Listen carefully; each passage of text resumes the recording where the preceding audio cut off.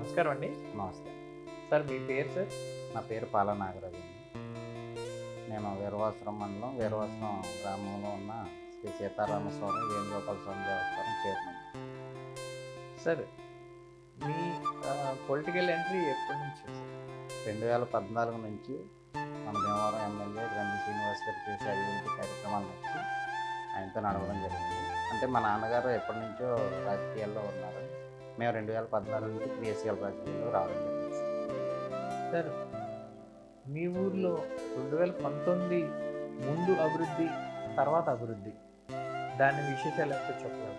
2019 ముందు అభివృద్ధి చేసింది ఏమీ లేదండి. కానీ మా శాసనసభ్యులు గ్రంథి శ్రీనివాస్ గారు వచ్చిన తర్వాత మా పక్కన సుమారుగా ఒక 100 మంది నుంచి 120 మంది వరకు ఇళ్ల స్థలాలు ఇవ్వడం జరిగింది. వీరవాసరం గ్రామాల సంబంధించి కలతరగతి క్వార్టర్లు ఇవ్వడం జరిగింది. అలాగే మా ఊరిలో ఉన్న స్కూల్ ఒకటి నాడు నేడులో భాగంగా బాగు చేయడం జరిగింది. మంచి సౌకర్యాలు కల్పించడం జరిగింది. సార్ మీ ఊర్లో కొన్ని సమస్యలు ఉండొచ్చు. అవి డ్రైనేజ్ సమస్య ఉండొచ్చు, మంచినీటి సమస్య ఉండొచ్చు, లేకపోతే స్కూలు, లేకపోతే హాస్పిటల్స్ ఇలా. ఈ 2019, 24 మధ్యలో ఎంతవరకు ఇవి సాల్వ్ అయింది సార్? మాకు మచ్చిపూర్ రోడ్డు ఒకటి బాగా మేజర్ సమస్య కింద ఉంది సార్. అది మన శాసనసభ్యులు వచ్చిన తర్వాత చాలా అద్భుతంగా రోడ్డు వేయడం జరిగింది. మాకు ఉన్న ప్రధాన సమస్య అదే సార్. ఊళ్ళో చిన్న చిన్న సమస్యలు ఉన్నా మేము పరిష్కరించాం. గ్రామ పంచాయతీ ద్వారా మన ఎమ్మెల్యే గారి సహకారంతో సరి చేసుకుంటాం. మీకు ఎమ్మెల్యే గారి సపోర్ట్ ఎలా ఉంటుంది సార్?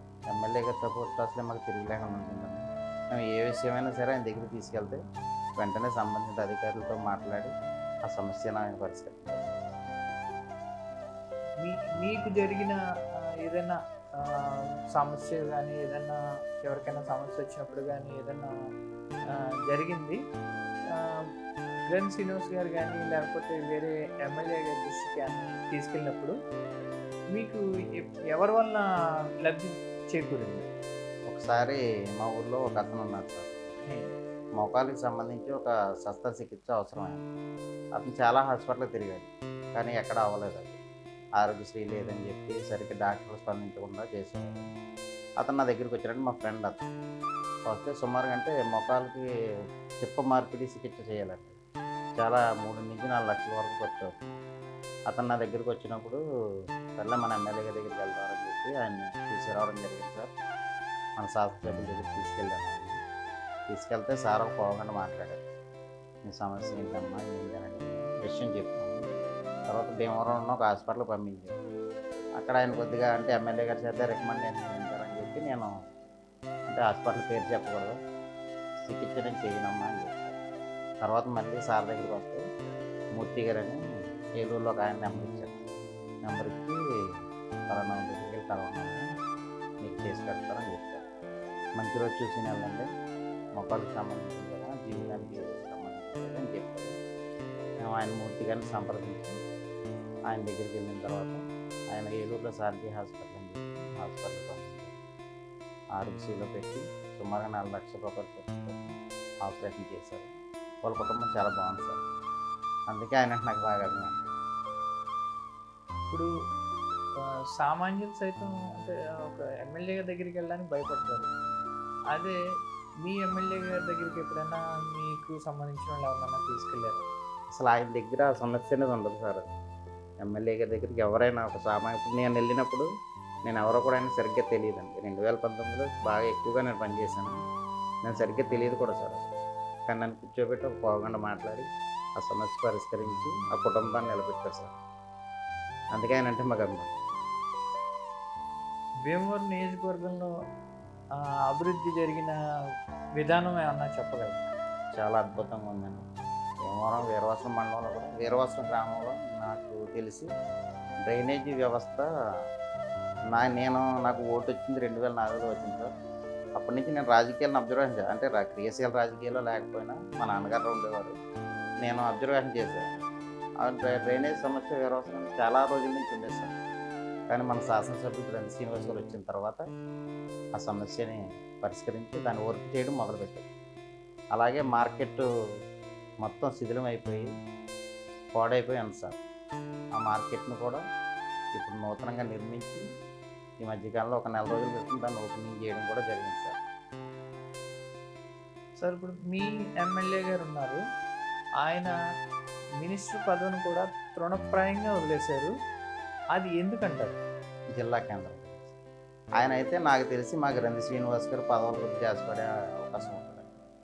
మన నియోజకవర్గాన్ని ఎలా అభివృద్ధి చేయాలని ఆయన ప్రతి క్షణం ఆలోచిస్తూ ఉంటారు. ఆ విధంగానే ఆయన మంత్రి పదవి వదులుకోవడం జరిగింది. జిల్లా కేంద్రం కోసమే ఆయన మంత్రి పదవి. ఇప్పుడు 2024 ఎలక్షన్ వస్తుంది సార్, అందులో ఆ, గ్రంథి శ్రీనివాస్ గారు ఉన్నారు, మన అంజబాబు గారు ఉన్నారు. వీళ్ళిద్దరు డిఫరెన్స్ మీరు చెప్పగలరా? చెప్పగలం. ఎందుకంటే ఇదే అంజబాబు గారు 2009లో కాంగ్రెస్ పార్టీలో ఎమ్మెల్యేగా గెలిచారు. అప్పుడు ఆయన కోసం కూడా పనిచేస్తున్నాం. అంటే మేము అప్పుడు కాంగ్రెస్ పార్టీలో ఉన్నప్పుడు ఆయన కోసం పనిచేసాం కాబట్టి గ్రంథి శ్రీని గారికి ఆయనకి చాలా తేడా ఉంది. మనకి ఏ పని కావాలన్నా ఒక సామాన్యుడు సైకిల్ వేసుకుని మన ఎమ్మెల్యే గారి ఆఫీస్కి వెళ్ళినా ఆయన పని జరుగుతుంది. అదే పులపర్తి రామాంజలి గారి ఆఫీస్కి వెళ్ళాలంటే దానికి ఒక రికమెండేషన్ ఉండాలి. ఆయన దగ్గరికి వెళ్ళాలంటే చాలా ఇబ్బంది పడుతుంది. కానీ మన ఎమ్మెల్యే గారి దగ్గర అవకాశం ఉంది. ఒక సామాన్యుడు కూడా ఒక ఆటో ఎక్కి బస్ స్టాండ్ దగ్గర దిగి ఎమ్మెల్యే గారి ఆఫీస్కి వెళ్తే ఆయన సమస్యకు సంబంధించి ఆ స్థానికంగా ఉన్న అధికారులతో మాట్లాడి ఆ సమస్యను పరిష్కరించారు. మీ సమస్యల కోసం ఎప్పుడైనా అంజబాబు గారి దగ్గరికి వెళ్ళారా? అంటే అప్పుడు నేను వెళ్ళలేదండి. మా నాన్నగారు వెళ్ళేవారు కాంగ్రెస్ పార్టీలో వెళ్తారు. అంటే నేను చూసి చెప్తున్నాను సార్. సమస్య తీరిందంటారా ఆయన దగ్గరికి వెళ్తే? కష్టం అవ్వలేదు. అంటే మన ఎమ్మెల్యే గారు ఎలా ఉంటుందంటే గ్రంథి శ్రీని గారు మనం వెళ్ళగానే స్థానికంగా అంటే దానికి సంబంధించిన అధికారులైనా ఎవరితోటైనా మాట్లాడి ఆ సమస్య పరిష్కారం అక్కడే చేసి పంపించేస్తారు. అంతే తప్ప రేపు రెండమ్మా ఎల్లుండి రెండమ్మా అన్నారు. అలాగే మీరు ఏ పార్టీకి సంబంధించిన వ్యక్తిని కూడా అడగరండి. ఎవరైనా ఒక సామాన్యుడు వస్తే దానికి సంబంధించిన ఒక విషయం మీకు చెప్పాలండి. 2004లో మా నియోజకవర్గంలో పాలకోడేరు మండలం ఉంది. అక్కడ మా రిలేటివ్స్ ఉన్నారు. పాలకోడేరు మండలం బంటుమిల్లి గ్రామంలో దొంగ అప్పారావు గారు అని మా అమ్మ చెల్లి గారి భర్త అండి. ఆయన ఏంటంటే అక్కడ సమస్య ఉంది. ఏంటంటే ఒక వీధి లైట్ వెలగట్లేదు అంటే వెలగకపోతే ఈయన 10-15 రోజుల నుంచి లైన్ మీద చెప్తున్నారు, కానీ ఆయన పట్టించుకోవట్లేదు. మా చిన్నాన్నగారు ఏం చేశారంటే సైకిల్ తీసుకుని బంటుమిల్లిలో బయలుదేరి ఎమ్మెల్యే గారి ఆఫీస్కి వచ్చి ఆయనకి విషయం చెప్తే సర్లే నేను చూసుకుంటాను, నేను వెళ్ళిపోమ్మా అని పంపించాను. ఇదే సైకిల్ వేసుకుని మళ్ళీ బంటుమిల్లి వెళ్ళేటప్పటికి ఎంత టైం పడుతుందండి? ఒక అరగంట లేకపోతే 30 గంట పడుతుంది. ఈయన ఇంటికి వెళ్ళేటప్పటికి ఆ లైన్ మీద వచ్చి లైట్ వేసేస్తున్నారండి. అర్థమైందండి మీకు? ఆయన ఏమన్నాడు తెలుసండి? ఏమన్నా నువ్వు ఆ ఎమ్మెల్యే గారి దగ్గరికి ఎందుకు వెళ్ళిపోయాడన్నా లైట్ గురించి అన్నాడు. అంటే ఆయన ఎమ్మెల్యే గారి దగ్గరికి వచ్చి కలవడం అంటే ఒక సామాన్యుడు వచ్చి కలిస్తే ఈయన వెంటనే మళ్ళీ అంటే ఏఈకో ఎవరికో ఫోన్ చేస్తారు. ఏఈకి ఫోన్ చేస్తే ఏఈ లైన్ మీద చేయడం, ఈయన వెళ్ళేటప్పటికి లేట్ వేసేసారండి. అంటే ఆయన పరిష్కరించే విధానం అంత బాగుంది. ఇది పబ్లిక్గా అంటే నేను నా చిన్నప్పుడు విన్న విషయం అండి. నాకు 2004లో ఓటు వచ్చిన తర్వాత విన్న విషయం. మీరు యూత్కి ఏం చెప్పదలుచుకున్నారు? యూత్ గ్యారంటీగా గ్రంథి శ్రీనివాస్ గారితో ఉండాలి. మేమందరం కష్టపడి పనిచేస్తాం. ఆయన గెలుపుకి గ్యారంటీగా 100% పనిచేస్తాం. ఎందుకంటే ఇలాంటి మంచి వ్యక్తి మళ్ళీ దొరకదు. ఒక సామాన్యుడు వస్తే పనిచేసే ఎమ్మెల్యేలు చాలా తక్కువ మంది ఉంటారండి. కానీ గ్రంథి శ్రీనివాస్ గారు లాంటి వ్యక్తిని నేను ఇప్పటివరకు చూడలేదు. నా రాజకీయాల్లో ఆదర్శంగా తీసుకుంటాం. మీ ఊర్లో ఎన్ని ఓట్లు ఉంటాయి మా సార్? ఊర్లో 491 ఓటు ఉందండి. లాస్ట్ టైం 105 ఓట్లు మెజార్టీ వచ్చింది. ఇప్పుడు అంతకన్నా ఎక్కువ వచ్చేలాగా ప్రయత్నిస్తాం. Okay sir, thank you sir, thank you. నమస్కారం. నమస్తే.